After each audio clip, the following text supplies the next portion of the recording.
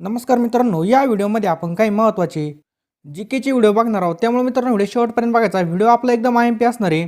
आपल्या व्हिडिओचा पहिला प्रश्न आहे बघा, गीता या ग्रंथाचे लेखक कोण? एकदम आयएमपी प्रश्न आहे. तर राईट आन्सर आहे बघा ऑप्शन क्रमांक बी, विनोबा भावे. बघा गीता या ग्रंथाचे लेखक आहेत कोण? विनोबा भावे. लक्षात ठेवायचं आपल्याला. पुढचा प्रश्न आहे, महात्मा ज्योतिबा फुले यांना प्रभावित करणारा विचारवंत कोण आहे? तर महात्मा ज्योतिबा फुले यांना प्रभावित करणारा विचारवंत कोण आहे? Thomas pen. ऑप्शन क्रमांक बी, थॉमस पेन. पुढचा प्रश्न आहे बघा, डॉक्टर बाबासाहेब आंबेडकर यांनी कोणत्या मंदिरामध्ये सत्याग्रह केला होता?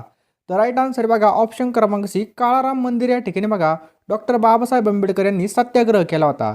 रिडल्स इन हिंदुइझमचे लेखक कोण आहेत? तर डॉक्टर बाबासाहेब आंबेडकर बघा याचे लेखक आहेत. रिडल्स इन हिंदुइझमचे लेखक कोण आहेत? डॉक्टर बाबासाहेब आंबेडकर.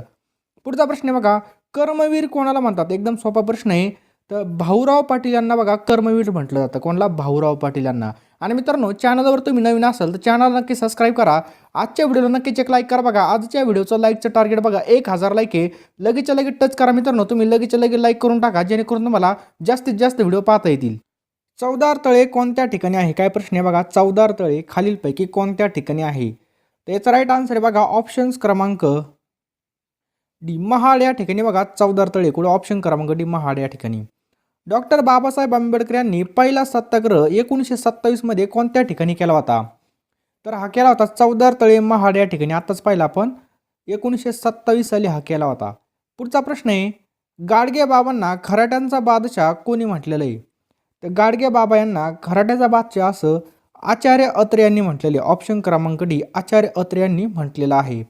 पुढचा प्रश्न पहा, खालीलपैकी कोणाला महाराष्ट्राचे ईश्वरचंद्र विद्यासागर म्हणतात? तर महाराष्ट्राचे ईश्वरचंद्र विद्यासागर कोणाला म्हणतात? विष्णू शास्त्री पंडित यांना म्हणतात. एक एक मार्काला प्रश्न विचारला जातो मित्रांनो, याला हलक्यामध्ये घेऊ नका. कोणाला म्हणतात? विष्णू शास्त्री पंडित यांना म्हणतात.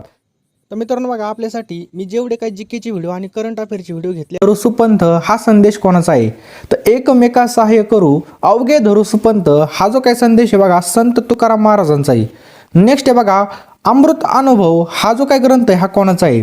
तर हा संत ज्ञानेश्वरांचा ग्रंथ आहे. ऑप्शन क्रमांक बी, संत ज्ञानेश्वराचा. नेक्स्ट आहे बघा, कृष्णकाठ हा जो काय ग्रंथ आहे हा कोणी लिहिला आहे? कोणता? कृष्णकाठ हा ग्रंथ कोणी लिहिलेला आहे? तर हा यशवंतराव चव्हाण यांनी लिहिलेला आहे कृष्णकाठ. एकदम आयएमपी प्रश्न आहे, यशवंतराव चव्हाण. ठराविक कालावधीमध्ये प्रसिद्ध होणाऱ्याला आपण काय म्हणतो? सोपा प्रश्न आहे. काय म्हणतो आपण? नियतकालिक असं म्हणतो. काय म्हणतो?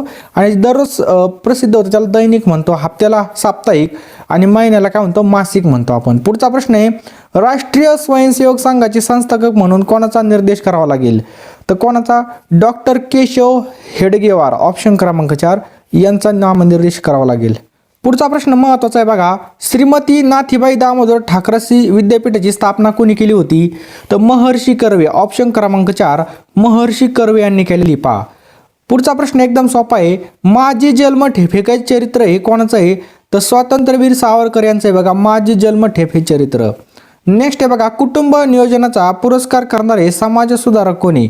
तर र. धोकर्वे. ऑप्शन क्रमांक बी, कुटुंब नियोजनाचा पुरस्कार करणारे समाज सुधारक कोण आहेत? र. धोकर्वे.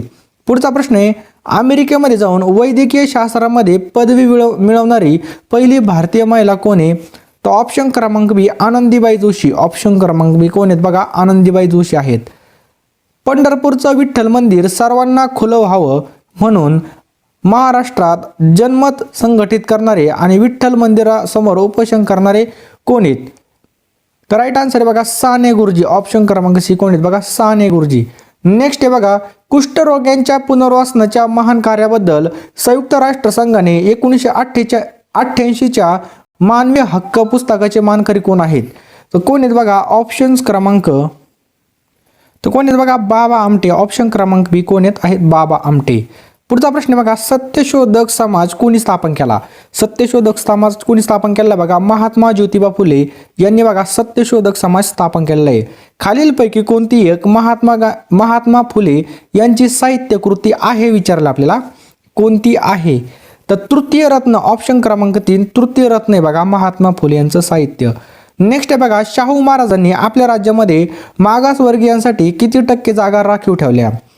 तर किती? 50% जागा राखीव ठेवल्या होत्या. लक्षात ठेवा, 50% जागा राखीव ठेवल्या होत्या.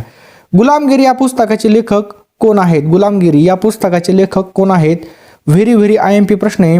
तर ज्योतिबा फुलेचे आहेत बघा, ऑप्शन क्रमांक सी ज्योतिबा फुले. पतित पावन मंदिर कोणी स्थापन केलं? पतित पावन मंदिर कोणी स्थापन केलं? तर बघा स्वातंत्र्यवीर सावरकर यांनी पतित पावन मंदिर स्थापन केलेलं आहे. शाहू महाराजांनी सत्तेचा जो काय वापर आहे तो कशासाठी केला?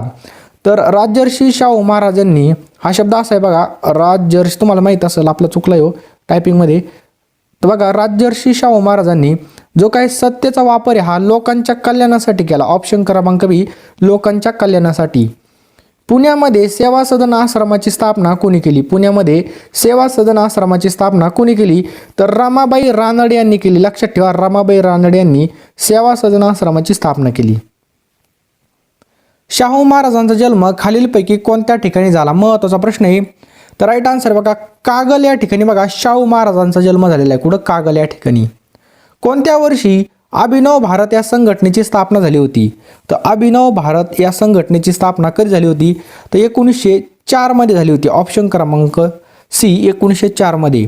नेक्स्ट आहे बघा मूकनायक हे जे काय पक्षिक आहे हे कोणी सुरू केलं होतं? तर मूकनायक हे पक्षिक केलं होतं डॉक्टर बाबासाहेब आंबेडकर यांनी सुरू. लक्षात ठेवा, डॉक्टर बाबासाहेब आंबेडकर यांनी. फकीरा या कादंबरीचे लेखक कोण होते? तर आपल्या सर्वांना माहिती आहे अण्णाभाऊ साठे. बघा फकीरा या कादंबरीचे काय होते बघा लेखक होते कोण? अण्णाभाऊ साठे. सार्वजनिक सभा पुण्यामध्ये कोणी स्थापन केली? एकदम महत्त्वाचा प्रश्न आहे. तर लक्षात ठेवा वा जोशी यांनी बघा सार्वजनिक सभा पुण्यामध्ये स्थापन केली. कोणी केली? वा जोशी यांनी.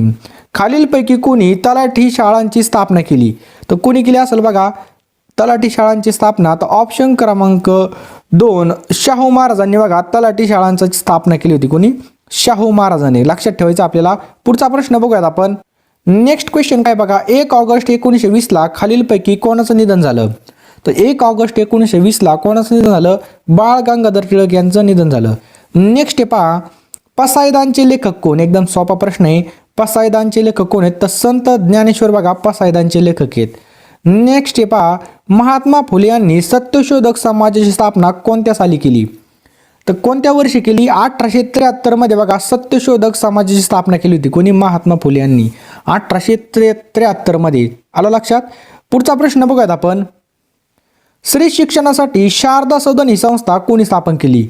तर पंडिता रमाबाई यांनी बघा स्त्री शिक्षणासाठी शारदा सदन ही संस्था स्थापन केली. कोणी केली? पंडिता रमाबाई यांनी.